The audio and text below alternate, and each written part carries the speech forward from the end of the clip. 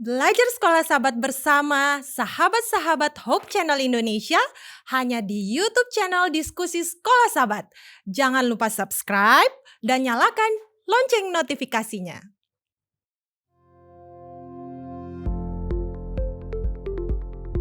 Sebenarnya gak salah ya mengingini sesuatu, apalagi sesuatu yang baik yang sesuai dengan kehendak Tuhan.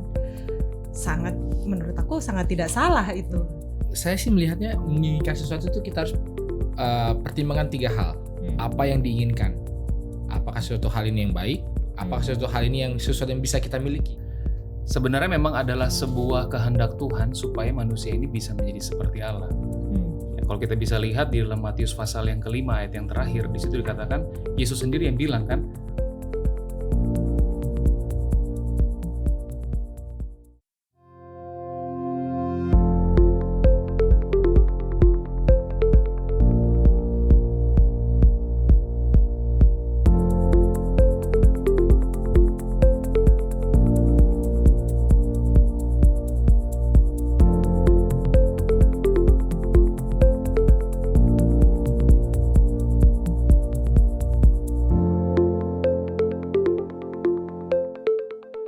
Selamat datang dalam Diskusi Sekolah Sahabat, sebuah pembelajaran Alkitab yang mendalam untuk menguatkan iman kepercayaan kepada Tuhan. Senang sekali bisa bertemu dengan seluruh pemirsa dalam Diskusi Sekolah Sahabat. Kita dapat kembali belajar firman Tuhan yang sepanjang triwulan pertama tahun 2023 ini membahas mengenai mengelola bagi sang guru atau sang tuan Tuhan kita sampai Ia datang. Terima kasih juga kepada teman-teman yang sudah datang di studio, sudah mau berdiskusi dengan kami. Terima kasih sudah bersedia untuk datang. Ada muka-muka baru, selamat datang di tim Diskusi Sekolah Sahabat. Dan kami juga senang untuk dapat menyapa teman-teman yang telah menuliskan komentar di YouTube channel Diskusi Sekolah Sahabat. Saya akan membacakan beberapa komentar yang telah masuk. Yang pertama, dari Leon Winmart Giop. Nah, ini sepertinya adalah pemirsa setia ya dari Diskusi Sekolah Sahabat karena sudah ada beberapa kali komentarnya yang kita bacakan. Amin, pelajaran Sekolah Sahabat dan pembahasannya yang sangat luar biasa. Salam dari kami, GMAHK Jemaat Sentrum Akelamo Maluku Utara. Kembali kami sampaikan kepada seluruh jemaat yang ada di Maluku Utara, salam dari tim Diskusi Sekolah Sahabat. Dari Tulun Dusun Official Channel, nah ini juga pemirsa yang sangat setia, selalu mengikuti tayangan-tayangan Diskusi Sekolah Sahabat, memberikan pertanyaan, memberikan komentar. Amin, syukur puji Tuhan karena selalu mendapat ruang mengikuti pembelajaran Sekolah Sahabat. Tuhan memberkati. Kiranya Tuhan memberkati juga bagi Tulun Dusun Official Channel. Dari Junus Nus, Shalom, salam dari daerah Samparita, Kota Marudu, Sabah. Luar biasa. Terima kasih bagi Bapak atau Saudara Junus yang telah menyaksikan atau mengikuti Diskusi Sekolah Sahabat dari Kota Sabah. Dari YouTube channel Cerita Pendek Bocil Sayung. Wah, ini agak unik juga ya namanya. Semangat terus, Tuhan memberkati. Terima kasih untuk seluruh komentar yang telah masuk dan kami tetap mengundang kepada teman-teman, sahabat-sahabat semua yang memiliki baik itu komentar ataupun pertanyaan ataupun apa saja yang kalian ingin untuk sampaikan di dalam Diskusi Sekolah Sahabat. Tinggalkan di komentar YouTube channel Diskusi Sekolah Sahabat dan kami akan membacakannya di episode-episode selanjutnya. Mau itu pertanyaan, hal-hal yang masih kurang dimengerti dari pembahasan kita, atau juga kesaksian-kesaksian tentang bagaimana Diskusi Sekolah Sahabat ini dapat membantu kerohanian Anda secara pribadi, serta juga jemaat Anda di dalam mempelajari firman Tuhan. Kami senang sekali untuk mendapatkan kesaksian-kesaksian seperti itu.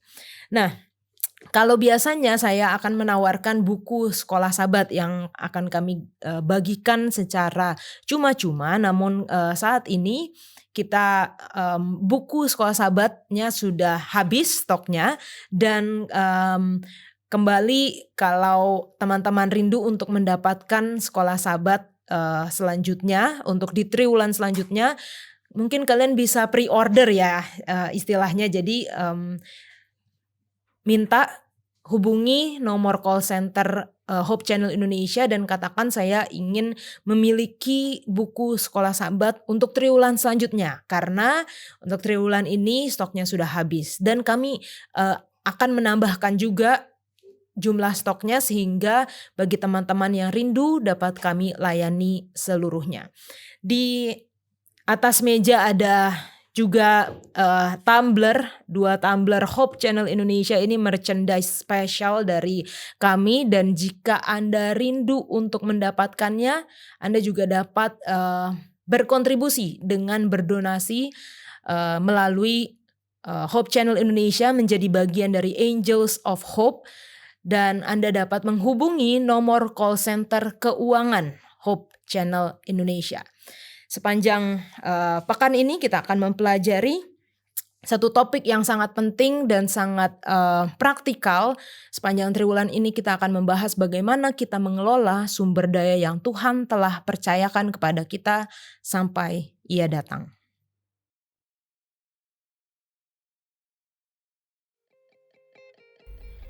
Kita hidup pada masa yang sangat menantang dan menekan. Isu resesi ekonomi global telah menghembuskan angin ketidakpastian secara mendunia. Tidak seorang pun kaya terlebih miskin akan kebal. Peringatan demi peringatan telah dikeluarkan oleh para pemimpin dunia bagi setiap warga negaranya.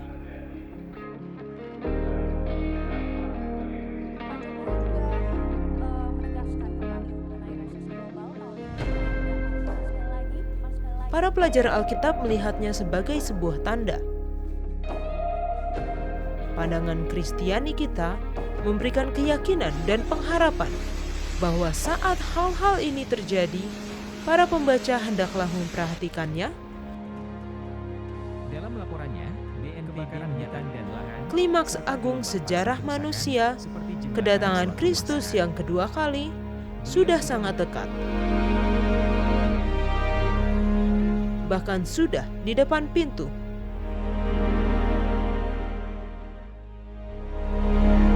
Apa rencana Allah dalam hubungan kita dengannya?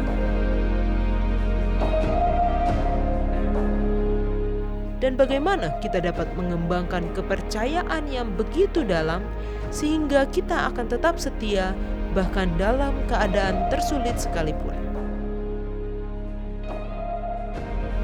Keadaan yang bagi dunia membawa kebingungan serta ketakutan, tetapi bagi kita adalah pendorong untuk menjadi pengelola yang setia baginya.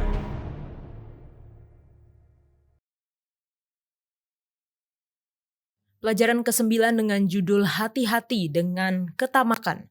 Ayat hafalannya terdapat di dalam Lukas 12 ayat 15. Berjaga-jagalah dan waspadalah terhadap segala ketamakan, sebab walaupun seorang berlimpah-limpah hartanya, hidupnya tidaklah tergantung daripada kekayaannya itu. Untuk mengawali diskusi kita akan sama-sama berdoa dipimpin oleh Gary. Kita berdoa. Bapa kami dalam kerajaan surga, kami bersyukur oleh karena Engkau adalah sumber hikmat kami. Dan kami bersyukur hari ini kami boleh berdiskusi kembali untuk firman Tuhan. Biarlah diskusi ini Engkau sajalah yang menolong kami. Dengan tuntunan daripada Roh-Mu, agar Roh-Mu sajalah yang menerjemahkan kepada kami setiap kehendak-kehendak-Mu, dan firman-Mu dapat menyucikan kami. Bersama-samalah dengan kami Bapa, inilah doa kami, dalam nama Yesus kami berdoa. Amin. Amin. Terima kasih Gary. Seperti biasanya kita sudah mengadakan polling sederhana dari Instagram Hope Channel Indonesia, dan dari laporannya, dari reportnya nih ada 30-an orang yang bergabung untuk mengikuti polling ini. Jadi kita menanyakan kepada responden kita, yaitu followers Instagram Hope Channel Indonesia, puas atau enggak dengan kehidupanmu saat ini. 43% menjawab apa nih? Puas atau enggak kira-kira? Puas. 43% menjawab puas. 57% masih pengen ini dan itu. Oke. Lalu yang kedua, keinginan apa hal apa yang kamu inginkan tapi masih belum kamu dapatkan? Kita ada beberapa jawaban dari Poppy Abineno, masih pengen rumah. Nah, terus ada juga dari Indri Angela, jodoh dan uang. Wah, ini jodoh nih banyak nih. Ada jodoh, di bawah ada teman hidup, juga ada lalu dari Luz MLG, kerja. Ya, kerja juga ada beberapa dari Syari MPSRB, belum dapat kerja. Lalu dari F21 Sila, baca Alkitab tiap pagi tapi gak pernah kesampaian. Wah, ini mungkin ada beberapa pergumulan beberapa orang juga ya. Sesuatu yang diinginkan tapi belum bisa kesampaian atau belum bisa terjadi. Ada Behind the In, beasiswa. Ada Turki Besti, ingin teman hidup. Ada Leon Dion, ini sepertinya pekerja mission karena belum, supaya diindeks katanya. Belum mission ya. Jadi pengennya biar cepat diindeks. Wah, kita aminkan ya. Lalu ada Andrew SHBG, pekerjaan dan pendidikan. Lalu dari JZF, ini sudah berkomentar, udah ikutan polling kita di sebelumnya, jadi berkat dan manfaat untuk semua orang. Wah, harusnya kalau jadi berkat dan manfaat, setidaknya paling enggak tiap hari kita harus jadi berkat dan manfaat ya bagi setiap orang. Dari Eva Priscilla, ingin kesuksesan. Lalu dari Envy Ria, pengen punya laptop. Jadi ternyata masih ada juga, masih banyak lah pastinya teman-teman yang pengen ini itu walaupun belum kesampaian. Nah, ini adalah pertanyaan setuju atau tidak setuju. Keinginan yang besar akan sesuatu dapat menuntun kepada ketamakan. 70% setuju dan 30% tidak setuju. Lalu pelit sama dengan tamak. 82% setuju, 18% tidak setuju. Gimana kalau dari teman-teman, sama gak kira-kira pelit sama serakah itu sama gak kira-kira? Mirip. Ya, Mirip sih. itu dua manifestasi dari satu perasaan yang sama. Tapi sebenarnya manifestasinya berbeda sih, tapi akarnya sama gitu. Oke, akarnya cinta uang. Cinta diri. Cinta diri. Oke, selanjutnya, semakin kaya seseorang, semakin beresiko untuk serakah. Ini sepertinya banyak yang setuju karena 80% setuju, 20% tidak setuju. Lalu yang terakhir, gimana caranya supaya puas dengan segala yang ada pada kita? Dan mostly hampir semua bersyukur tiap hari. Ada juga baca 1 Timotius 6 ayat 6-10, ini sepertinya yang akan kita bahas nanti ya. Juga kecil atau besar pemberian orang yang kita terima dengan ucapan syukur. Bersyukur, mengucap syukur tiap waktu dengan bersyukur dan berdoa. Bersyukur, bersukacita, merasa cukup, and God first katanya. Puji Tuhan. Terima kasih untuk jawaban dari teman-teman yang telah menjadi pembuka dari diskusi kita.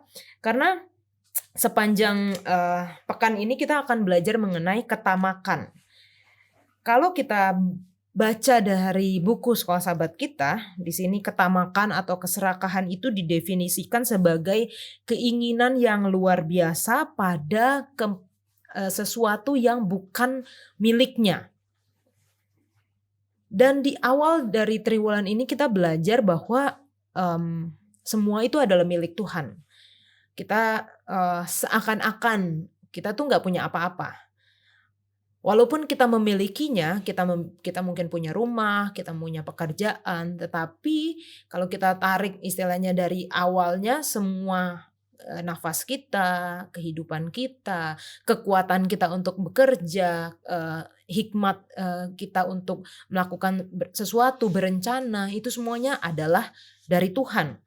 Dan kalau seperti itu, pertanyaannya, apakah salah bagi kita untuk menginginkan sesuatu? Karena kita kan ya sepertinya tidak punya apa-apa, semuanya milik Tuhan, lalu keserakahan atau ketamakan itu adalah keinginan yang luar biasa untuk memiliki yang bukan miliknya. Kira-kira gimana? Dari JD dulu deh. Kalau aku sebenarnya nggak salah ya mengingini salah, ya. sesuatu, apalagi sesuatu yang baik yang sesuai dengan kehendak Tuhan. Menurut aku sangat tidak salah itu. Tapi ketika itu tidak dikehendaki Tuhan, lalu kita memaksakan dan terus-menerus akhirnya jadinya kita ya jadi tamak. Nah, itu yang menurut aku tidak benar. Oke. Giri gimana? Aku juga setuju ya. Jadi ketika berbicara tentang keinginan, memang tidak salah kalau kita punya keinginan ya. Tapi yang menjadi masalah ini adalah ketika keinginan itu mendorong kita untuk mendapatkan yang lebih daripada orang lain, begitu ya. Dan aku setuju juga bahwa dikatakan kalau keinginan yang sesuai dengan kehendak Tuhan, itulah yang pasti akan menuntun kita kepada action juga yang benar, ya, atau tindakan yang benar gitu. Dan apa buktinya kalau kita punya keinginan yang baik itu tidak salah gitu ya. Kalau kita bisa lihat dari contoh cerita Alkitab, itu ada seperti kayak Yakub ya. Ketika dia menginginkan sesuatu tapi dia bergumul sama Tuhan kan, harus sampai betul-betul dia diberkati dulu gitu kan. Nah, baru dia bisa pergi katanya. Tapi itulah yang saya bisa dapat bahwa keinginan yang sesuai dengan kehendak Tuhan itu adalah sesuatu hal yang baik. Tetapi ketika keinginan itu sudah tidak sesuai dengan firman Tuhan dan sesuai dengan kehendaknya, saya pikir itu akan mendorong kita kepada ketamakan satu hari kelak. Oke. Mungkin salah satu kalau kita bicara mengenai serakah itu adalah sudah punya satu, pengennya dua gitu. Iya, Sudah punya betul. dua, pengennya tiga. Atau Betul. sudah punya yang ini, lihat tetangga punya yang itu, pengen yang itu gitu. Contohnya mungkin Iya. seperti itu juga ya. Gimana, Pendeta Wilson? Kalau saya sih melihatnya menginginkan sesuatu itu kita harus pertimbangkan 3 hal. Apa yang diinginkan? Apakah suatu hal ini yang baik? Apakah suatu hal ini yang sesuatu yang bisa kita miliki? Karena ada hal yang kita inginkan, mungkin sesuatu ini baik, tetapi bukan adalah hak kita untuk bisa mendapatkan hal itu. Mungkin menginginkan penghormatan, kayak penyembahan. Karena orang kan kayak pengen dipuja-puja. Iya. Itu kita memuja Allah bagus, kita menghormati Allah itu bagus, tetapi apakah karena Allah itu baik dan kita gambar rupa Allah, kita bisa menginginkan hal yang sama? Enggak. Memang ada hal-hal yang secara ininya adalah sesuatu yang tidak bisa kita miliki. Jadi tergantung apanya dulu. Lalu kemudian yang kedua yang bisa kita perlu pikirkan adalah caranya. Bisa jadi itu ada hal yang baik dan kita boleh memperolehnya, itu maksudnya legal lah, boleh kita miliki, tapi caranya tidak legal ya, mungkin dengan ya kalau yang paling klisenya dengan mencuri dan membunuh, dengan korupsi ya, itu mungkin yang paling untuk relevan dengan negara kita sekarang.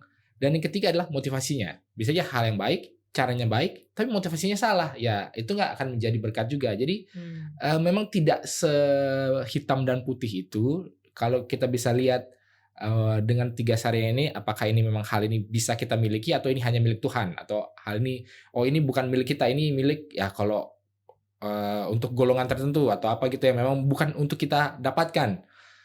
Lalu kemudian ya caranya, lalu yang ketiga ya tentu Tuhan lihat hatinya kan ya. Bisa saja dia melakukan segala hal yang baik, tapi kalau hatinya tidak benar, percuma juga. Jadi kita harus jeli dalam ketiga hal ini. Yang mungkin nanti akan kita bahas juga kan 3 hal ini kayaknya di pelajaran-pelajaran sepanjang pekan ini.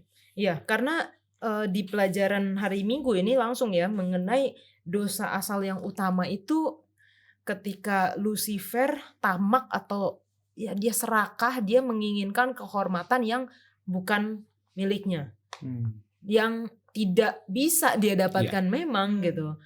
karena bukan dia pencipta, dia adalah ya ciptaan, walaupun mungkin pada saat itu istilahnya ciptaan yang paling tertinggi lah ya gitu ya.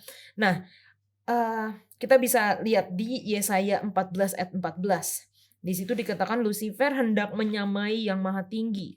Lalu di buku Kejadian kita juga tahu bahwa dia menggoda Hawa dengan mengatakan frase engkau akan menjadi seperti Allah. Ini mungkin tadi seperti yang Pendeta Wilson sudah sampaikan ya, ingin menjadi seperti Allah itu ya mungkin baik, karena saya kalau lagu anak-anak kan saya ingin menjadi seperti Yesus Kristus, tapi dalam hal apa ya? Gimana ini menjadi seperti Allah, dalam hal apa yang baik dan dalam hal apa yang buruk, Gary? Iya, memang kalau berbicara tentang Lucifer ini ya, pada waktu dia pertama kali jatuh ya, sebenarnya memang adalah sebuah kehendak Tuhan supaya manusia ini bisa menjadi seperti Allah. Ya, kalau kita bisa lihat di dalam Matius pasal yang kelima ayat yang terakhir, di situ dikatakan Yesus sendiri yang bilang kan bahwa hendaklah kamu sempurna sama seperti Bapamu yang di surga adalah sempurna. Tetapi pertanyaannya adalah apakah konteks yang diinginkan daripada Lucifer ini sama dengan konteks yang disampaikan oleh Kristus pada waktu itu? Kalau kita lihat dari Yesaya pasal 14, sebenarnya yang dia Lucifer cari itu adalah sebenarnya dia mau posisinya Tuhan itu. Ya, dia mau jadi seperti Tuhan secara kuasa, authority gitu ya. Tapi kalau kita berbicara tentang konteks yang Yesus rindukan adalah kita jadi serupa seperti Tuhan dalam bentuk karakter dan kasihnya dia. Itu sebabnya kalau kita bisa lihat di dalam Filipi pasal yang kedua, di situ sangat jelas apa sebenarnya yang menjadi kehendak Tuhan bagi kita ya. Kalau di dalam Filipi 2 ayat yang ke-5, di situ dikatakan hendaklah kamu dalam hidupmu bersama menaruh pikiran dan perasaan yang terdapat juga di dalam Kristus Yesus ya. Jadi yang Tuhan rindukan adalah supaya saya bisa serupa seperti Tuhan dalam bentuk karakter, pikiran saya juga harus sama seperti bagaimana cara Tuhan berpikir. Oke. Ini dalam konteks manusia yang sudah jatuh dalam dosa ya. Yeah. Kalau Hawa pada saat itu sebenarnya dia diciptakan dalam gambar dan rupa Allah. Harusnya istilahnya kayak udah serupa lah gitu dengan Allah. Betul. Tapi dia masih tergoda dengan kata-kata setan, kamu akan menjadi seperti Allah. Mungkin kita bisa melihat juga ada keserakahan dari Hawa di situ yang ya saya sudah serupa, sudah dapat satu lah istilahnya, tapi saya mau yang lebih. Gimana kira-kira Pendeta Wilson? Ya, kalau di dalam ayatnya sendiri tanpa mengambil dari yang lain-lain, di dalam Kejadian 3 ayat 5 dikatakan apa? Argumen daripada si ular ini. Ya mungkin bagian ayat sebelumnya, sekali-kali kamu tidak akan mati. Tetapi Allah mengetahui bahwa pada waktu kamu memakannya, matamu akan terbuka dan kamu akan menjadi seperti Allah. Yang seperti apa? Tahu tentang yang baik dan yang jahat. Oh, jadi ternyata menjadi seperti Allah adalah apa? Tentang mengetahui yang baik dan yang jahat. Lalu kemudian ayat 6-nya, perempuan itu melihat bahwa buah pohon itu baik untuk dimakan dan sedap kelihatannya, lagi pula pohon itu menarik hati karena apa? Memberi pengertian. Jadi yang menjadi serupa dengan Allahnya adalah dia bisa mengerti yang baik dan jahat. Oke, kalau kita hanya tinggalkan di situ, emang salah mengerti dan baik jahat. Semua orang tuh harus tahu dong. Tetapi yang lebih mendasarnya di sini adalah bukan hanya tahu, tetapi lebih kepada mengerti bahwa saya bisa menentukan mana yang baik dan mana yang jahat. Menurut saya. Jadi dari pengertian saya tahu, ini yang jahat, ini yang baik. Misalnya kan, apakah mencuri itu baik? Apakah mencuri itu jahat? Allah bilang mencuri itu jahat. Tapi kalau menurut saya, bagi saya bisa menentukan ini sebenarnya baik atau jahat. Mungkin bisalah mencuri kalau saya lagi kepepet. Ini baik menurut saya. Jadi saya menentukan sendiri. Jadi saya punya otoritas itu. Mungkin tadi sempat disebutkan bahwa saya bisa mengerti konteks di mana, kalau dalam hal ini ya tentu bolehlah melakukan hal ini. Nah, siapa yang memberikan otoritas bagi manusia untuk melakukan hal ini? Nggak ada. Karena itu hanyalah milik Allah. Jadi kembali kepada mungkin keserakahannya adalah dia menginginkan suatu hak atau suatu bukan kesanggupan ya, tapi suatu apa yang dia bisa lakukan yang adalah bukan bagian dia untuk melakukan. Jadi dia menginginkan sesuatu yang bukanlah menjadi apa ya, porsi dia lah untuk bisa melakukan hal itu. Mungkin kayak apa ya, ada seorang, ya kalau yang contoh sehari-harinya adalah seorang anak, apa kan, aduh belum mau tidur. Mana, udah jam 7 ini. Jam 7. Mama bisa. Mama sampai jam 9 nggak belum bobo. Jadi kan apa yang diinginkan itu lah, untuk porsi dia itu nggak bisa menginginkan hal itu gitu loh. Tapi karena dia mau menjadi seperti Allah, bisa menentukan, menurut saya, kalau mama bilang jam 7 harus tidur, enggak. Menurut saya enggak harus jam 7 tidur. Paling ini anak umur 5 tahun misalnya kan, anak saya ini baru mau umur 5 tahun. Kan seperti itu jadi. Jadi itulah yang kalau saya melihatnya soal mengetahui tentang baik yang jahat itu bukan cuma soal tahu baik dan jahat, yang mana yang baik dan jahat, tetapi menentukan mana yang baik, mana yang jahat. Itu sih. Oke, thank you. Nah, kalau kita lihat ya, kalau kita pelajari saya mencari-cari mengenai kebutuhan dasar manusia itu, saya mendapatkan dari teori Maslow ada 5 katanya kebutuhan dasar manusia. Yang pertama adalah kebutuhan fisiologi, jadi kebutuhan fisik lah ya, baik itu nafas, air minum, makanan. Lalu yang kedua, mulai di tingkatan yang selanjutnya adalah kebutuhan akan rasa aman. Di tingkatan yang ketiga, kebutuhan akan kasih sayang, lalu penghargaan dan aktualisasi diri.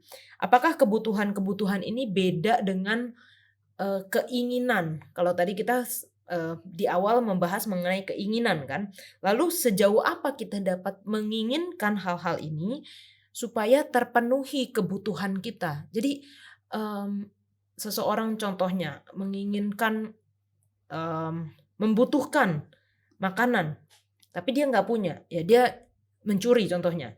Ya ini kan saya ingin karena saya butuh untuk kebutuhan saya. Sejauh mana itu bisa dikatakan ingin dan butuh? Mungkin jadi Ingin dan butuh.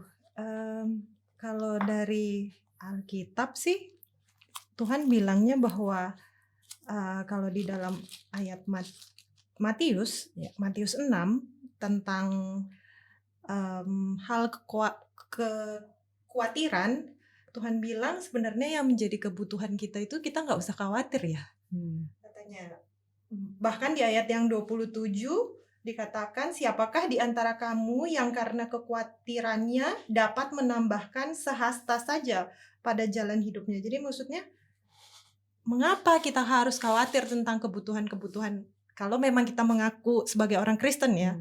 Karena sudah tertulis jelas di dalam Alkitab, di dalam firman Tuhan, bahwa kita sebenarnya nggak perlu khawatir lagi gitu.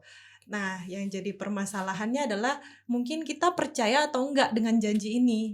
Karena kadang kita bilang kita percaya, tapi pada kenyataan prakteknya kita nggak percaya sih. Kita gitu. khawatir terus ya. Kita khawatir terus. Dan mungkin kalau yang dibilang keinginan yang menjadi ketamakan ini beda kali ya. Ini yang benar-benar sesuatu yang bukan kebutuhan. Kayaknya bukan kebutuhan deh. Itu sesuatu yang kan dibilang yang sesungguhnya bukan milik Anda gitu loh. Maksudnya yang nggak perlu kita milikin gitu kan. Padahal kita sudah ada gitu loh. Nah, kita mau terus. Makanya mungkin itu berbeda ya. Menurut saya. Oke, thank you. Jadi, tahan dulu Pendeta Wilson. Dia udah buka ini nih. Udah buka referensi-referensi. Karena kita akan kembali lagi setelah ini, dan Pendeta Wilson akan melanjutkan dengan 5 kebutuhan dasar manusia.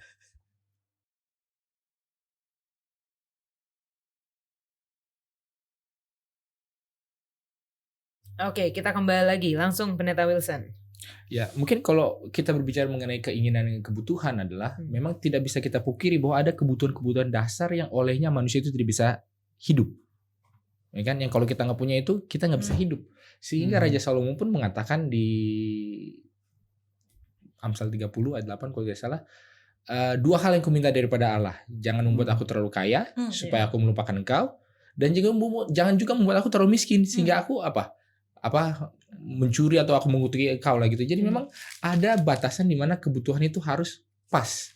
Kurang dari itu kita bisa berdosa, lebih dari itu kita juga berdosa. Jadi memang kalau kita melihat hierarki Maslow hierarchy of needs itu kan ada 5 itu tadi yang sudah disebutkan.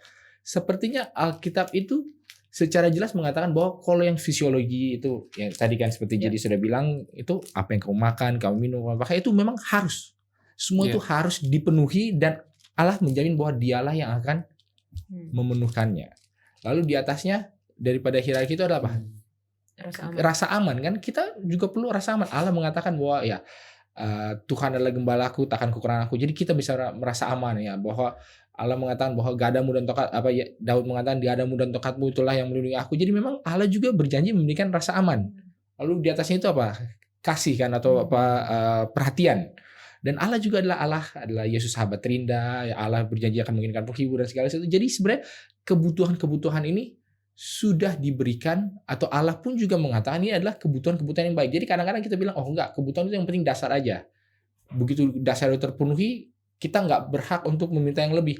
Sebenarnya enggak juga. Jadi maksudnya contohnya, kalau kita dulu baru mulai kerja, baru lulus kerja, aduh nggak bisa beli mobil, beli motor. Tapi kan begitu sudah manajer, oke, sekarang apakah ketika saya memutuskan untuk beli mobil, apakah itu rasa tamak? Atau enggak? Kan kalau kebutuhan dasar udah bisa naik motor kemana-mana, ya kehujanan, tapi paling kan bisa nyampe. Jadi sebenarnya membedakan antara keinginan, kebutuhan, dan ketamakan adalah seberapa sanggup kita bisa memilikinya. Itu satu. Ya kan? Kalau ini udah sesuatu yang bukanlah sesuatu yang kita kebutuhan karena kita belum punya dan kita nggak sanggup sebenarnya, kita sebenarnya sanggupnya cuma Avanza. Pas dari motornya tadi bedanya sanggupnya cuma Avanza. Tapi kayaknya kalau manajer sebelah dia mobilnya Innova. Ya terpaksa lah kita Innova. Akhirnya harus apa? Itu mungkin udah karena ketamakan, karena itu bukanlah sesuatu yang kita sanggup untuk dapati. Jadi sebenarnya ketamakan itu lebih kalau itu bukan yang akan membuat kita mati, tetapi itu juga di luar kesanggupan kita, tapi kita tetap paksakan, kita tetap inginkan. Nah, itu mungkin udah tamak itu di sana. Bisa juga, tapi apakah orang kaya itu nggak bisa tamak? Bisa juga, orang kaya bisa tamak, dia sanggup untuk mendapatkannya dan dia bisa bisa membayarnya, tapi dia menginginkannya. Nah, kenapa itu disebut ketamakan? Karena ketika dia memaksakan diri untuk tetap mengambilnya, dia sebenarnya mengambil sumber daya daripada hal-hal yang bisa dilakukan untuk hal-hal yang lain. Nah, itu kan sebenarnya juga sesuatu yang tidak baik. Jadi sebenarnya semua antara kebutuhan dan keinginan dan ketamakan di setiap level itu bisa ada. Jadi nggak bisa bilang cuma orang miskin saja yang butuh, atau nggak bisa bilang oh cuma orang kaya saja yang bisa tamak. Jadi enggak juga, bahkan di setiap level dan bahkan di setiap hierarki kebutuhan ini itu bisa terjadi. Jadi yang membedakan antara mana kebutuhan dan mana ketamakan adalah apakah basicnya yang mendasarnya sudah terpenuhi. Lalu apakah kita memiliki kemampuan untuk mengambil sesuatu yang lebih di atasnya lagi. Dan kemudian yang kita perlukanlah apakah kemampuan kita untuk meraih itu bisa dipergunakan untuk hal yang lebih baik. Nah, itu maksudnya kan? Motif juga bukan? Ya, itu motivasi juga ya. Jadi ada di situ ada hal, ya kembali ke 3 hal itu tadi, ada halnya, yaitu apakah ini memang kita butuhkan, ada caranya, apakah ini memang sesuatu yang kita sanggup lakukan, atau jangan kita harus jungkir balik, jangan kita harus curang, jangan kita harus melakukan sesuatu yang abu-abu. Lalu kemudian motivasinya apa? Jadi kembali semuanya sih sebenarnya kalau saya melihatnya soal ini adalah ya 3 hal itu tadi, cuma ya diramunya bagaimana saja. Oke.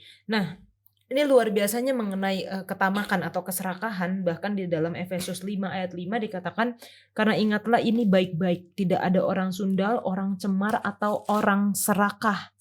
Artinya penyembah berhala yang mendapat bagian di dalam kerajaan Kristus dan Allah. Begitu luar biasanya ya keserakahan atau ketamakan ini, sehingga dia disamakan dosanya dengan penyembah berhala.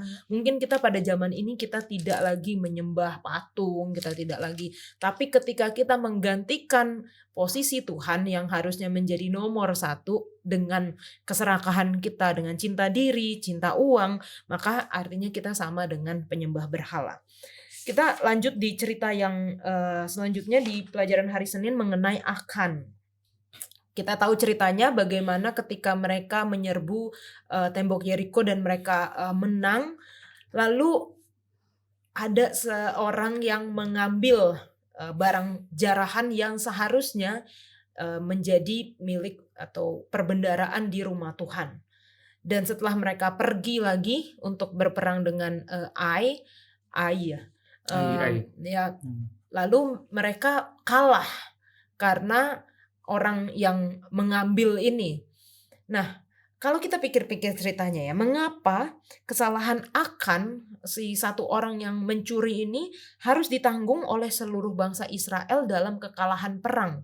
Bahkan kalau kita lihat lagi ceritanya setelah dia ketahuan dan akhirnya dia mengaku, satu keluarganya, anak-anaknya semuanya harus dilempari batu sampai mati karena kesalahan dari Akan ini. Menurut Jadi dulu, kenapa?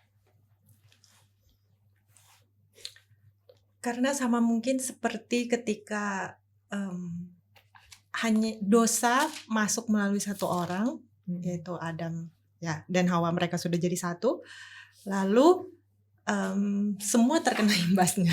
Sampai kita sekarang juga terkena imbasnya, karena memang pengaruh yang diberikan ketika satu manusia berdosa itu memang pengaruhnya bisa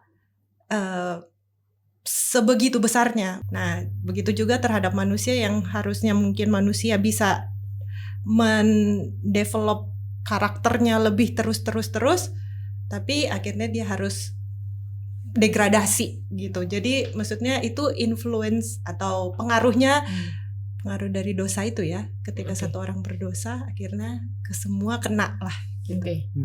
Giri? Menarik juga sih memang kalau bicara tentang Akan ya. Ini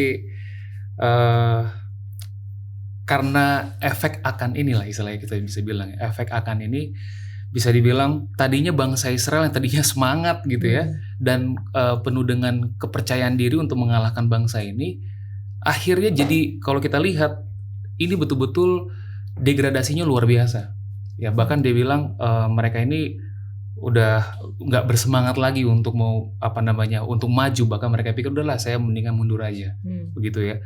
Dan kalau ditanya kenapa dosa daripada Akan ini kok bisa sampai kepada efek ke seluruh bangsa gitu ya, bagi saya Tuhan mau bilang sama saya bahwa dosa itu memang sangat mengerikan efeknya ya.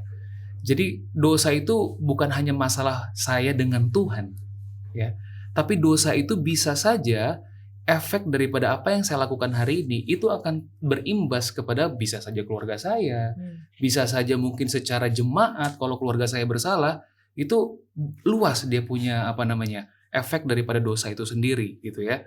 Dan kalau ditanya kenapa bisa sampai seperti itu, karena kalau dilihat dari cerita Akan ini sendiri, sebenarnya yang dia ambil itu adalah sesuatu yang sudah dia khususkan sebenarnya.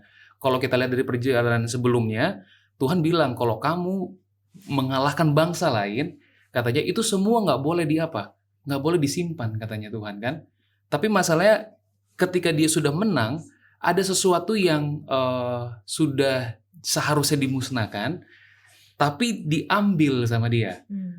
Artinya kalau misal dikatakan dengan kata lain, dikhususkan kalau dalam ayat yang pertama.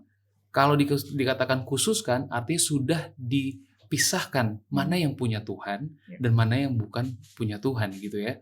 Dan ini yang saya pikir menjadi kesalahan atau menjadi ketamakan daripada si Akan ini adalah yang bukan punya dia, yang punya Tuhan itu diambil sama dia. Ya, itu jadi menurut aku Tuhan lagi mau bicara sama kita bahwa dosa itu bukan hanya permasalahan saya dengan Tuhan ya. Tetapi biarlah kita berhati-hati, jangan sampai kalau kita mau melakukan dosa, pikir lagi nih. Karena bukan saya yang masalahnya bukan berhenti di saya, tapi di mana? Bisa saja nanti ke istri saya, bisa juga mungkin nanti secara gereja, bisa kena imbasnya. Dan bahkan kalau misalnya lebih luas lagi, mungkin bangsa kita nanti bisa masalah. Ya. Nah, kalau kita lihat ceritanya di dalam Yosua 7 ayat 21, di sana dikatakan Akan itu pertama dia melihat. Ya, dia melihat jubah sinar yang bagus, lalu dia mengingini. Setelah itu baru dia mengambil. Dan kalau kita lihat ini mirip juga dengan tadi yang Hawa. Melihat bahwa buah itu sepertinya kelihatannya enak, memberikan pengertian, lalu dia mengingini dan dia mengambil. Dan ada cerita lain lagi, Daud yang dia melihat, lalu dia mengingini, Setelah itu dia mengambil. Nah, kalau kita melihat di dalam Yakobus 1 ayat 15, di situ dikatakan keinginan yang telah dibuahi melahirkan dosa, dosa yang sudah matang melahirkan maut. Apa arti dari ayat ini, Pendeta Wilson?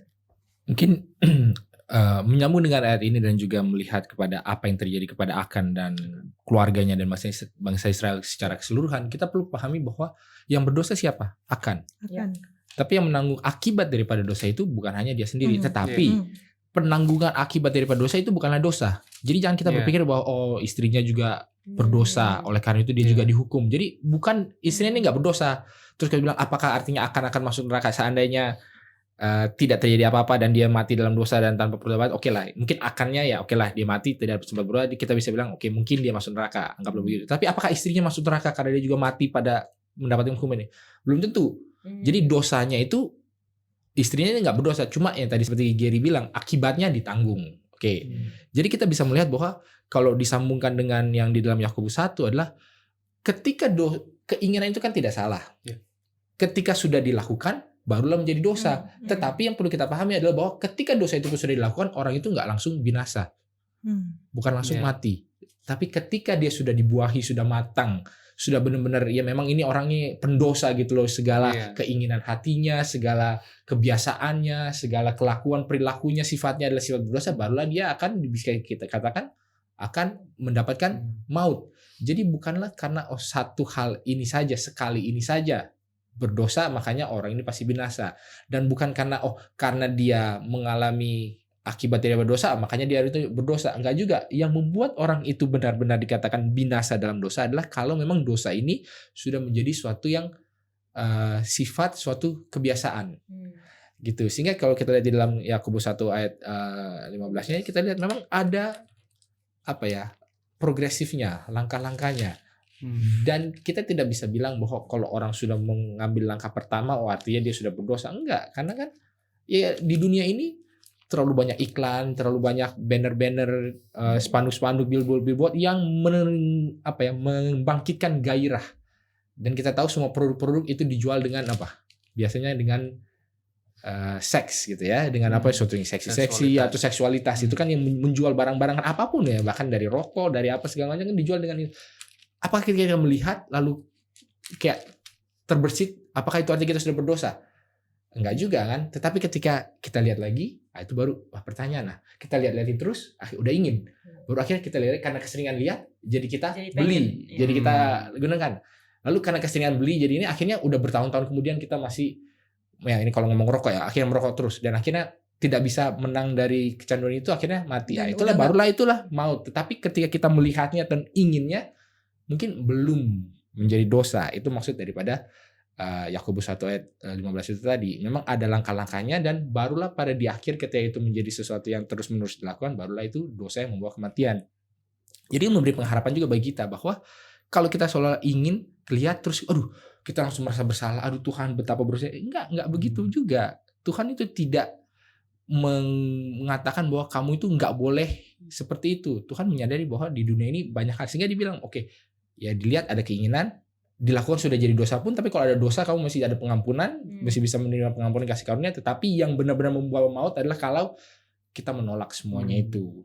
Mungkin itu. Iya, dan itu artinya ya memang kita istilahnya diperanakan dalam dosa, di dalam kelemahan ya. Jadi kalau kita melihat sesuatu dan kita mengingini masih dalam, ya kita nggak tahu ya sudah dosa sampai di mana. Tapi ketika kita tadi Pendeta Wilson sudah katakan, ketika kita berdosa pun kita masih punya imam besar yang menjadi pengantara kita. Dan mungkin satu yang harus kita tanggapi, karena pasti ada pemirsa tuh saya bilang, tetapi Yesus mengatakan di khotbah di atas bukit, barang siapa melihat dan mengingini dia sudah berdosa. Itu mungkin dalam arti ya dia keinginannya itu hanya tinggal menunggu kesempatan. Nah, kalau udah sampai situ ya udahlah, memang keinginannya itu bukan berarti kan hanya masih keinginan masih oke-oke aja, nggak gitu juga. Mungkin karena keinginan itu sebenarnya belum dibuahi karena belum ada kesempatannya aja. Seandainya ada kesempatan, ya kan orang selalu bilang apa yang membuat pencopet? Itu apa? Kesempatan. Ya itu kan. Jadi kalau memang ada kesempatan ya orang terpaksa mencopet. Jadi dia sudah mau tapi kesempatannya belum ada. Mungkin dalam arti itu ya keinginan itu sudah menjadi dosa. Tetapi kalau saya rasa yang di dalam Yakobus itu lebih kepada kalau baru terbersit, baru kayak dia masih bergumul, itu ya masih keinginan, belum jadi dosa. Jadi dua hal yang berbeda, keinginan yang berbeda ya, mungkin supaya yang mendengar juga bisa membedakan soal keinginan ini. Oke. Nah, kalau kita tadi ngomongin Akan dan istrinya, kita ada satu cerita lagi mengenai seorang laki-laki dan istrinya yang keduanya benar-benar dihukum Tuhan dan keduanya sepertinya langsung pada saat itu mati. Jangan kemana-mana, kita akan kembali lagi setelah yang satu ini.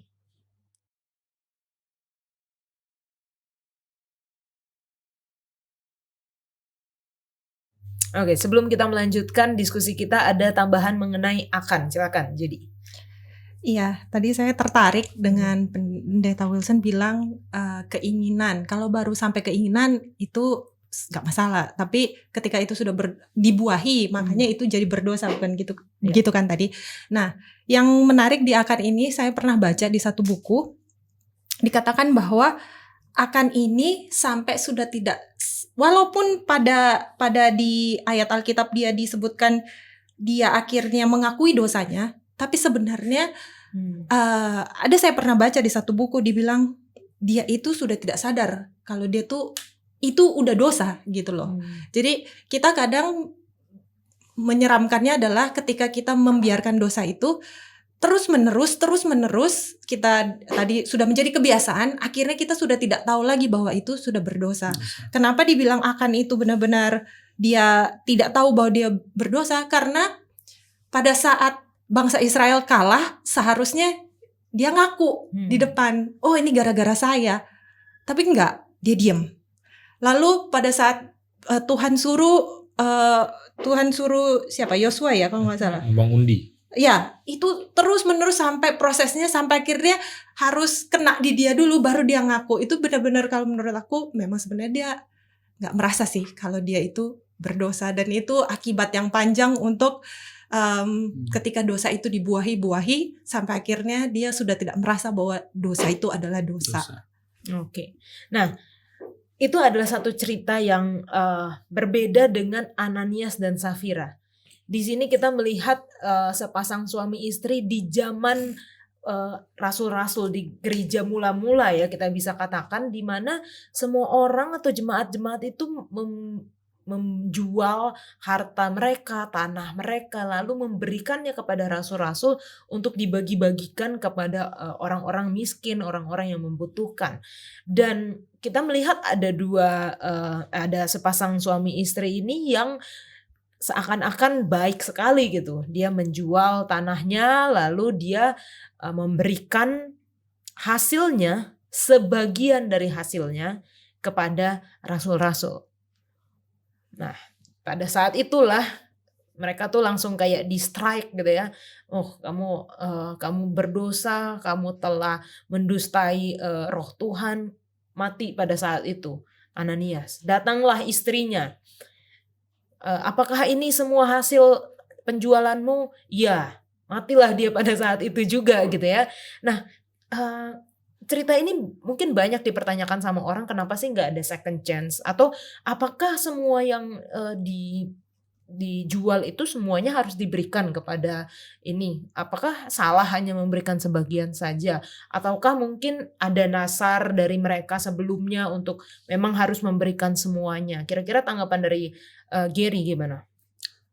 Iya, memang kalau kita lihat cerita daripada Ananias dan Safira ini, memang kalau kita lihat pada waktu itu kondisi orang-orang di sana adalah betul-betul digerakkan oleh kuasa daripada tuntunan Roh Kudus ya. Dan bahkan bayangkan semua orang menjual harta mereka gitu untuk memajukan pekerjaan Tuhan. Dan bisa dibilang kalau misalnya pada waktu saya menjual harta saya untuk sepenuhnya untuk Tuhan, dan lalu ketika mungkin pada satu saya kurang sesuatu, yang satu lagi mungkin tertarik dan tergerak gitu kan, dan dia jual lagi dan akhirnya bisa memenuhi kebutuhan semuanya gitu. Dan ini pengaruhnya juga cukup besar gitu ya di dalam pekerjaan Tuhan juga. Tetapi yang saya tertarik ketika saya baca di background cerita ini, sebenarnya Ananias dan Safira itu sebenarnya sudah berjanji sama Tuhan, gitu. Dan dia sudah mungkin sudah terikat dengan suatu perjanjian gitu ya. Yang saya dapatkan dari cerita ini adalah betapa khususnya atau betapa sucinya atau kudusnya perjanjian kita tuh dengan Tuhan, gitu ya. Jadi kebayang bagi saya kalau misalnya Tuhan berjanji, dia bilang saya akan selamatkan kamu, tapi Tuhan gak batalkan perjanjiannya. Bagaimana kira-kira perasaan kita? Ya sebenarnya sih kita memang layaknya harusnya binasa ya. Tapi dari hal ini Tuhan ingin memberikan sebuah pelajaran bagi saya bahwa ketika kita sudah berjanji itu menjadi suatu hal yang sudah kudus gitu. Ya, ketika kita sudah mengatakan Tuhan, ini saya berjanji gitu ya. Ini bagian Tuhan gitu. Nah, sebenarnya bukan permasalahannya itu besar atau kecil untuk pekerjaan Tuhan, tetapi yang Tuhan mau selamatkan sebenarnya adalah sebuah pilihan daripada Ananias dan Safira ini untuk tetap konsisten terhadap perjanjian yang dia sudah buat dengan Tuhan gitu. Jadi ini lebih mengajarkan kepada saya pribadi, cerita ini adalah apa yang kita sudah khususkan juga bagi Tuhan itu ya memang harus ditepati gitu ya. Karena memang itu tetap menjadi yang sudah kudus bagi Tuhan gitu. Oke, benar Mas. Kalau di dalam Kisah pasal 5-nya kita baca di dalam ayat 4, salah satu yang menjadi perbincangan. Jadi bukannya tanpa perbincangan nih, kita bukan coba dikasih terus langsung dibunuh, enggak. Petrus pun juga mengatakan sesuatu di dalam Kejadian Kisah 5 ayat 4 dikatakan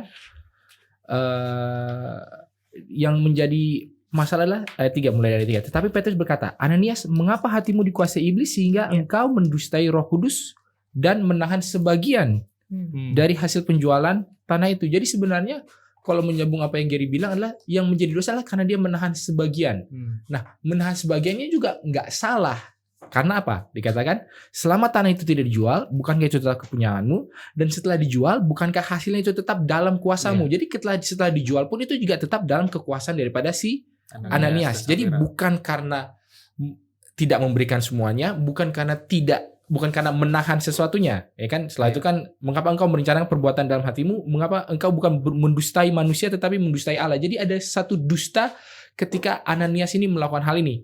Dan kita baca di dalam ayat yang ke-8 ketika istrinya Safira datang, kata Petrus kepadanya, katakanlah kepadaku, dengan harga sekiankah tanah itu kamu jual?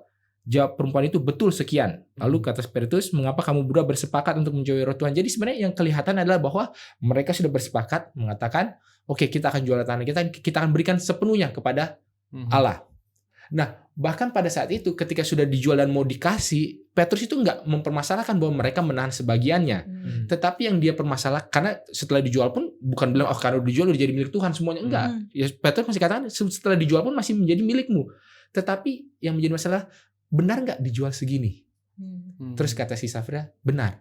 Jadi adalah mereka menahan, bukan karena menahannya, tapi mengaku-ngaku bahwa bilang udah jual semua, ini hasilnya semua sudah diberikan kepada Tuhan, padahal masih disimpan sebagian. Ya mungkin untuk jaga-jaga, mungkin karena lemah iman atau apa. Dan memang kita seringkali yang mungkin bisa menjadi kritik kita adalah bagi beberapa orang, mungkin kita bisa lihat adalah orang-orang yang kalau kemana-mana bilang, oke, saya sudah mengikut Tuhan dengan sepenuh hati, saya sudah menjual seluruh harta saya, kemana-mana berkhotbah, kesaksian seperti itu. Tetapi kita tahu bahwa mereka sendiri hidupnya masih mewah-mewah, berarti ada sesuatu yang, jangan masih ada sesuatu yang mereka tahan.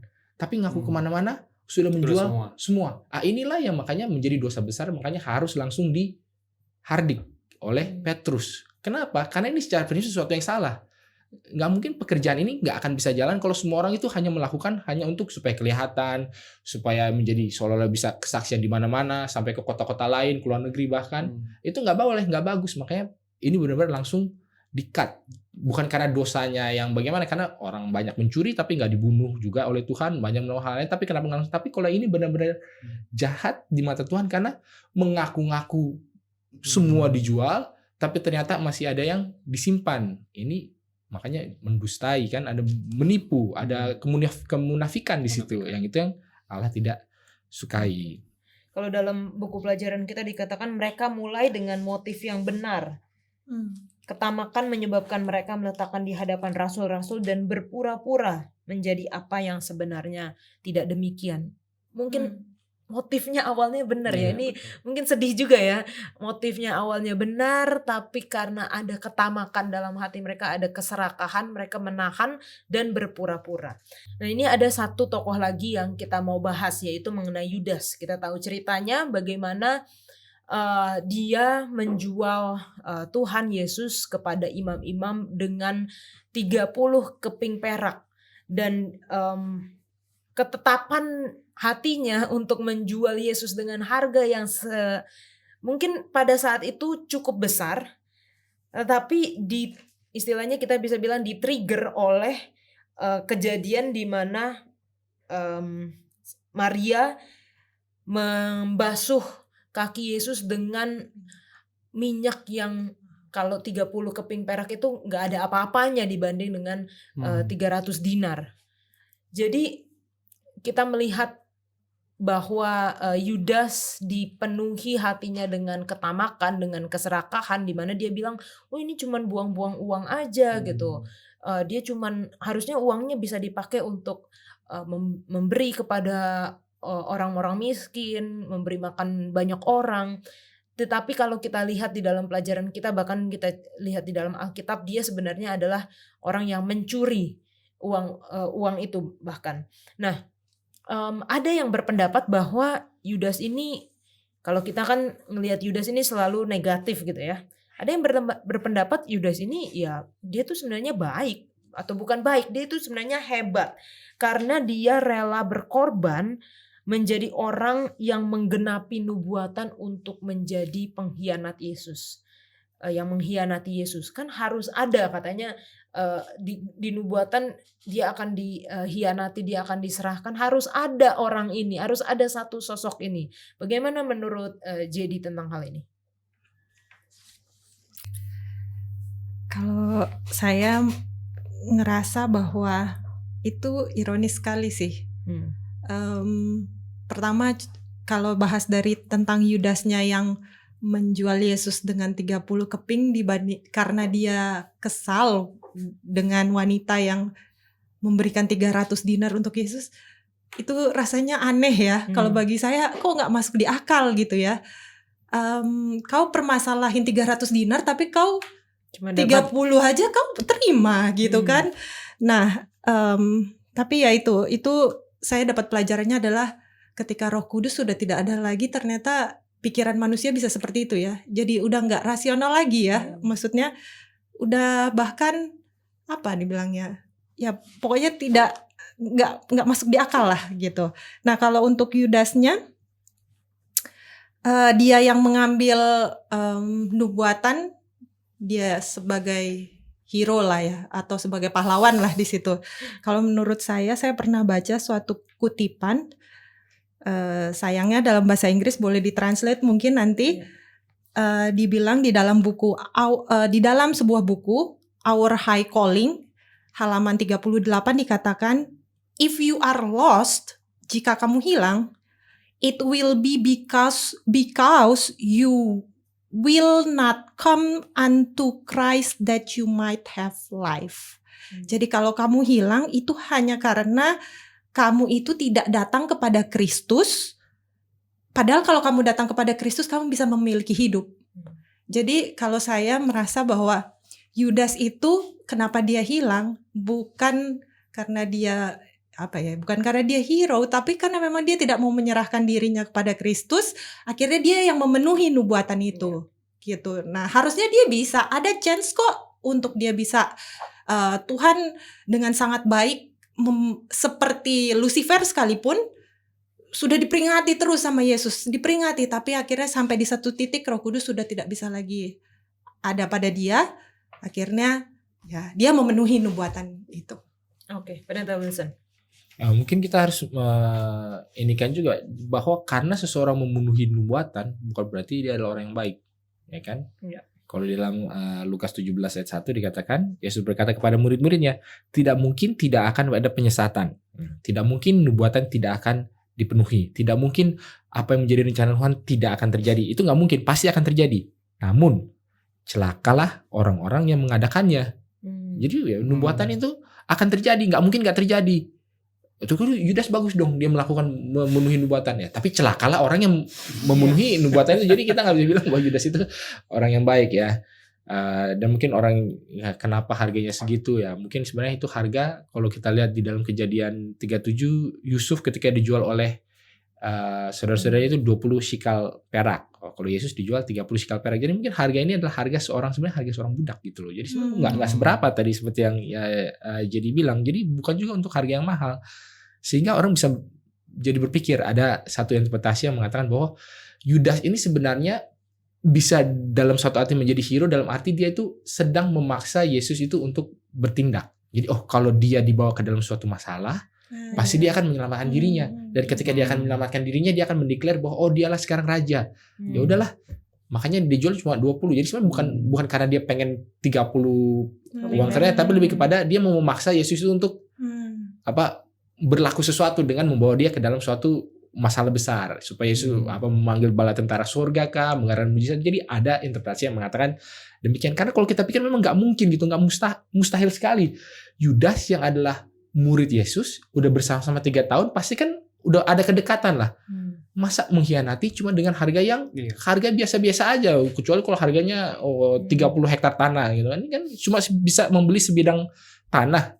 Jadi ada interpretasi yang mengatakan demikian. Jadi kalau dibilang Yudas ini tamak, ya mungkin lebih kepada dia tamak akan suatu penghargaan.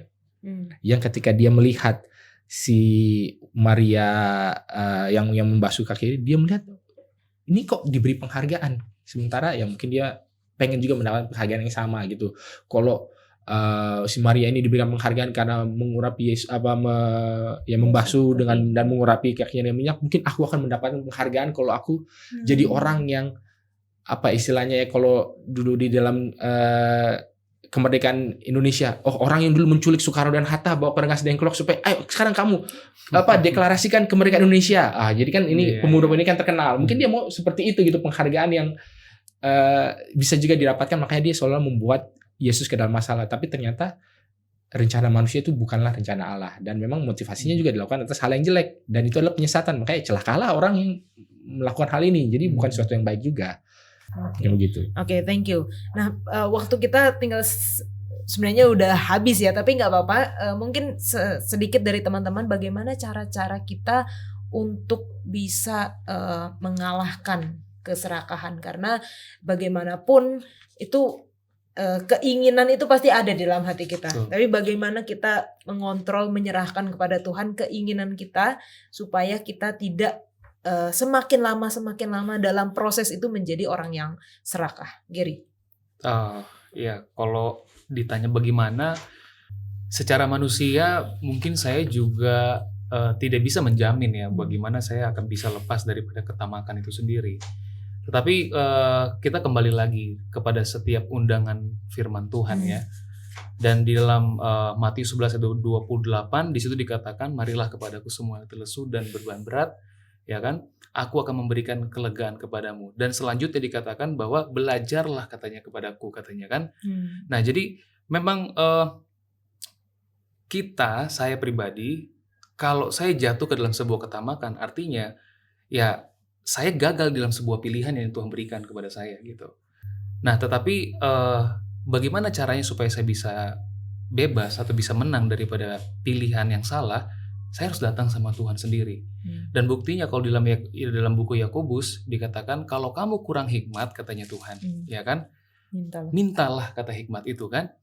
Dan di dalam buku Korintus juga dikatakan, apa maksudnya hikmat itu? Adalah Kristus itu sendiri hikmat. Jadi ketika kita mau mengambil sebuah keputusan, seharusnya sama seperti Kristus. Kristus pun juga pada waktu dia di akhir hidupnya, mungkin dia punya keinginan kan ketika dia ada di Taman Getsemani gitu. Tapi ketika dia sadar bahwa keinginan itu mungkin kira-kira sesuai nggak dengan kehendak Bapakku ya, katanya dibilang kan. Akhirnya pun dia berdoa sama Tuhan. Dan dia bilang, ya kalau misalnya memang Tuhan kehendaki, bolehlah katanya. Tapi terjadilah sesuai dengan kehendak Bapa katanya kan. Nah jadi bagi aku pribadi, bagaimana caranya supaya kita bisa lepas dari ketamakan? Lihatlah kepada Kristus itu ya. Dalam buku Kebahagiaan Sejati kalau nggak salah, saya ingat di situ dikatakan bahwa semakin hari kita melihat Kristus, kita akan semakin sadar di mana posisi kita sebenarnya. Gitu. Jadi kalau kita gagal melihat Kristus, pilihan-pilihan kita pun setiap hari pasti akan tidak sesuai dengan Tuhan gitu ya. Yang ada adalah pilihan-pilihan kita. Jadi memang harus ada hubungan yang erat dengan Tuhan setiap hari. Oke, thank you. Jadi Setuju, saya juga merasa kalau saya ngelihatnya hanya 3 sih sebenarnya. Ada di dalam bait suci, yaitu firman Tuhan, berdoa, dan memberitakan apa yang Tuhan sudah lakukan di dalam kehidupan. Jadi 3 hal itu yang saya rasa untuk bisa menjauhkan dari ketamakan. dan bukan cuma ketamakan ya, Ya, tapi dan dosa-dosa yang lain. Dosa-dosa yang lain. Pendeta Wilson. Mungkin kalau kita mau sambungkan dengan judul besar kita yaitu mengelola bagi sang raja, salah satu pengelolaan yang paling bisa kita gunakan pelajaran adalah pengelolaan talenta. Jadi dalam arti begini, orang tamak itu kalau dikasih 2 talenta tapi berharap bisa mengembalikan 20 talenta. Tapi kita juga jangan malas, kalau itu Tuhan saya tidak mau menginginkan apa-apa, saya gak berambisi ya. Dikasih 1 talenta tidak dikerjakan. Jadi sebenarnya yang paling bisa untuk mengatasi ketamakan adalah mengetahui talenta kita apa, seberapa yang bisa kita pertanggungjawabkan. Kalau dikasih 5 talenta, ya kita harus pertanggungjawabkan 5 itu dan mendapatkan paling tidak 5. Nah itu berarti nggak tamak. Kalau kurang dari itu malas. Kalau lebih dari itu artinya antara bonus. Tapi kalau maunya sampai 50 artinya itu udah tamak. Jadi ya kita harus memahami berapa sih talenta kepercayaan yang Tuhan sudah berikan kepada kita. Dengan kepercayaan ini saya harus mengusahakan sebaik-baiknya sehingga ada hasilnya. Jadi keinginan, ambisi itu nggak selalu jelek karena Tuhan mau kita ada perkembangan. Tetapi kalau udah lewat dari itu, baru itu menjadi tamak. Tapi kalau kita dikasih banyak talenta tapi cuma gunakan sedikit malas-malasan, itu juga nggak bagus juga. Jadi pengelolaan yang tepat itu adalah proporsional. Oke. Mungkin Thank gitu. you Pendeta Wilson, JD dan juga Gary yang sudah berdiskusi. Saat ini kita akan masuk di dalam sesi tanya jawab.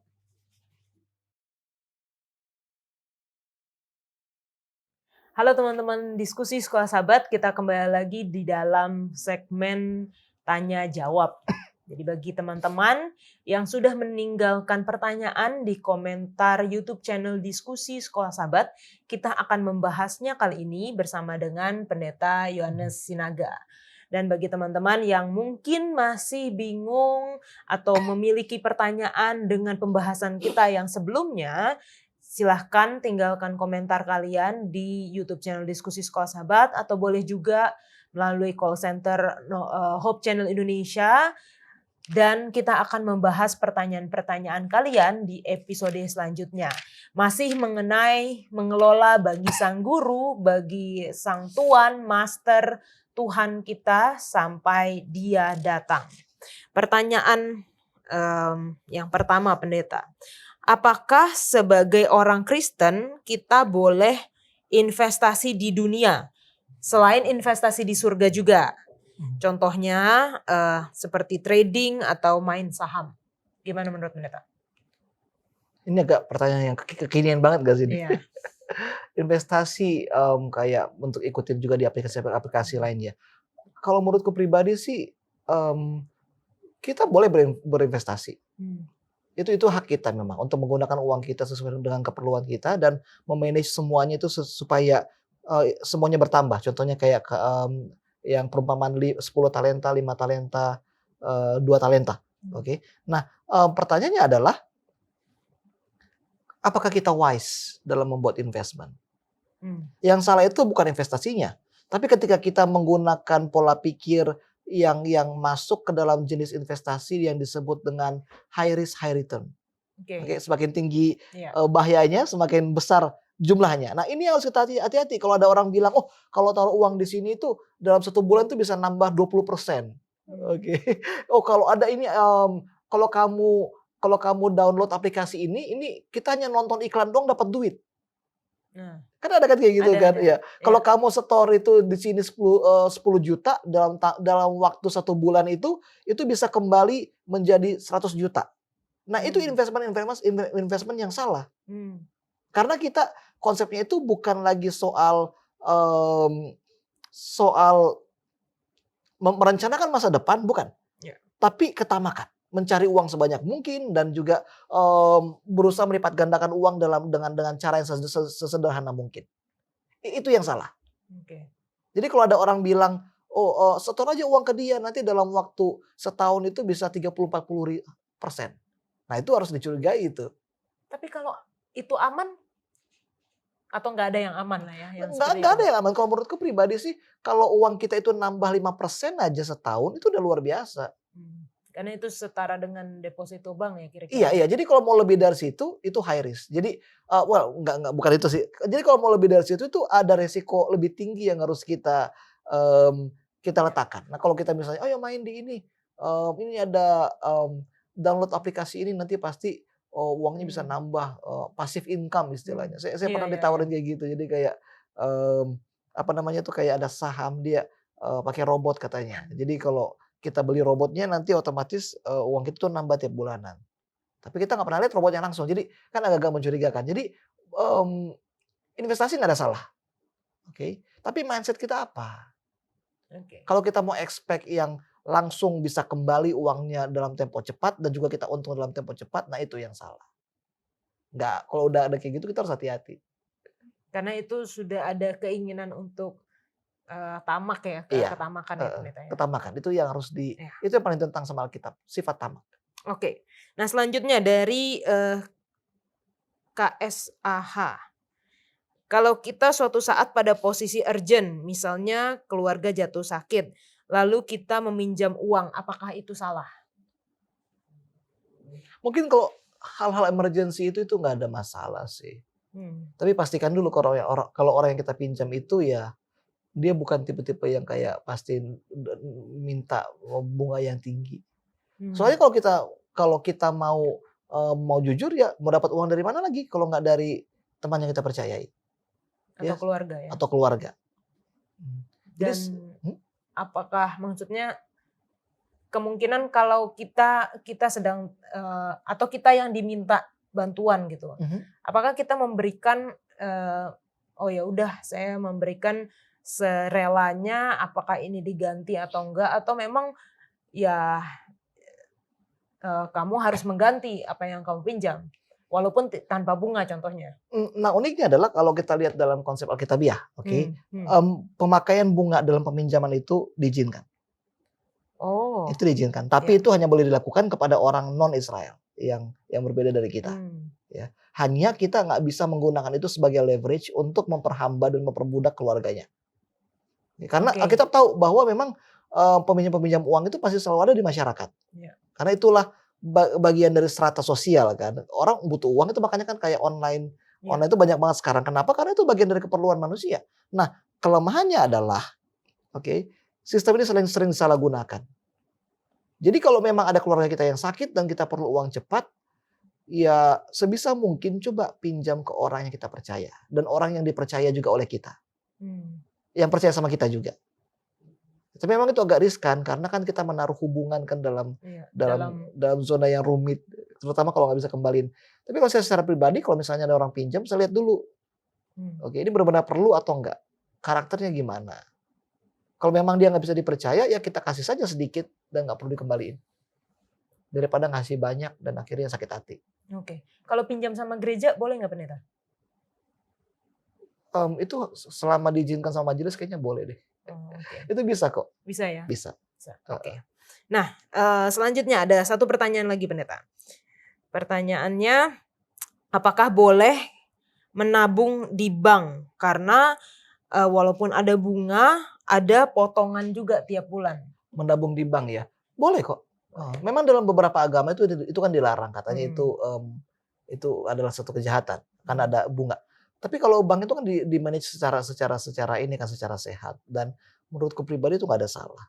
Apakah lebih baik nabung di rumah dalam bentuk cash yang tidak ada potongan, nggak ada apa-apa, atau di bank yang memang berarti kan setiap bulan ada kena potongannya. Kalau bunganya lebih besar dari potongannya bagus, tapi kalau tabungannya sedikit artinya kan potongannya akan lebih besar tiap bulan. Sebenarnya kalau secara pribadi nggak ada sih tempat tabungan yang aman kalau kita bicara secara logika ya. Tapi kan kita bisa pilih yang paling aman.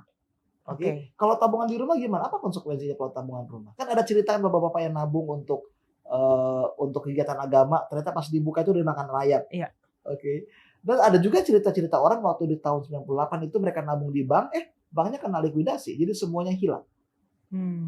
Ya kita mungkin nggak bisa prediksi masa depan. Tapi belajar untuk menabung di tempat yang paling aman menurut pribadi kita. Jadi baik dalam tabungan maupun investasi, jangan kita dikendalikan oleh ketamakan. Ya. Pikirkan semuanya dengan mata yang jernih. Saya pribadi waktu itu, kami kan punya anak kecil kan namanya Theo. Dari bayi itu dia udah punya tabungan sendiri. Uniknya adalah kalau tabungannya di rumah itu lebih stabil, nggak ada yang ngambil. Begitu kami taruh di bank, ternyata ada perlu nih, ya udahlah ambil dulu gitu ya. Ambil dari tabungan dia aja. Itu memang kalau di rumah itu bisa juga diambil sih, tapi kan kita kan lebih komit kan kalau dalam bentuk tabungan itu kan. Kalau di bank itu butuh disiplin khusus. Memang tergantung pribadi kita masing-masing dan komitmen dalam menabung. Oke, jadi walaupun apakah itu tabungan, apakah itu investasi, kita harus tahu ya, kita harus pelajari terlebih dahulu dan kita harus bijaksana dalam menggunakan tools ini. Saya boleh share ayat kita nggak? Ini menarik. Dari Pengkhotbah 5 ayat 9, Pengkhotbah 5 ayat 9. Dikatakan siapa mencintai uang tidak akan puas dengan uang. Dan siapa mencintai kekayaan tidak akan puas dengan penghasilannya. Ini pun sia-sia. Dengan bertambahnya harta, bertambah pula orang-orang yang menghabiskannya. Dan apakah keuntungan pemiliknya selain daripada melihatnya? Jadi harus hati-hati. Oke, dikatakan bahwa memang nggak peduli apa pekerjaan kamu, kalau kamu nggak pernah merasa puas, penghasilan itu nggak pernah cukup. Dan kadang-kadang yang membuat orang itu pengen investasi sebanyak mungkin. Kayaknya ini lagi hit nih. Kita taruh semua uang kita di sini. Itu bukan karena kita yang menjadi drive utama mereka itu adalah cintakan uang. Mereka mau uang mereka itu berlipat ganda dalam tempo singkat. Ini yang harus kita pelajari karena dimanapun uang kita berada, di situ hati kita terdapat. Oke, thank you Pendeta.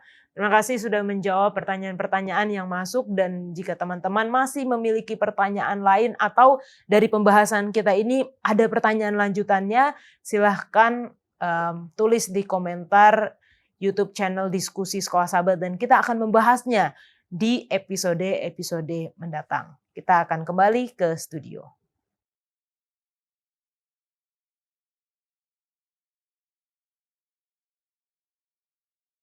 Baik, kita akan menutup diskusi kita. Bagi teman-teman yang mungkin masih memiliki pertanyaan, silahkan kirimkan di komentar YouTube channel Diskusi Sekolah Sahabat dan kita akan membahasnya di episode selanjutnya. Kita akan menutup dengan doa yang dibawakan oleh Pendeta Wilson. Kita satu dalam doa. Ya Tuhan, Allah Bapa kami yang berada dalam kerajaan sorga, kami bersyukur atas kesempatan di mana kami boleh membicarakan hal yang penting ini Tuhan. Tentang bagaimana kami boleh menjauhi ketamakan, tentang bagaimana kami boleh berpuas tetapi pada saat yang sama, tentang kami juga bagaimana boleh mengelola apa yang Kau sudah berikan kepada kami ya Tuhan. Tolonglah kami, berikanlah kepada kami hikmat kebijaksanaan sehingga kami boleh membedakan mana yang baik, mana yang benar, dan boleh melakukan sesuai dengan kehendak-Mu. Beserta dengan seluruh pemirsa yang menyaksikan dan juga mungkin kami dan juga mungkin seluruh umat-Mu dimanapun kami berada. Ini menjadi harapan kami, dalam Yesus kami berdoa. Amin. Amin. Memberi dengan teratur dan tetap adalah obat dari Allah untuk melawan dosa yang bagaikan kanker, yaitu sifat mementingkan diri sendiri dan sifat serakah. Memberi dengan terus-menerus sangat berfaedah melumpuhkan keserakahan yang membawa maut itu.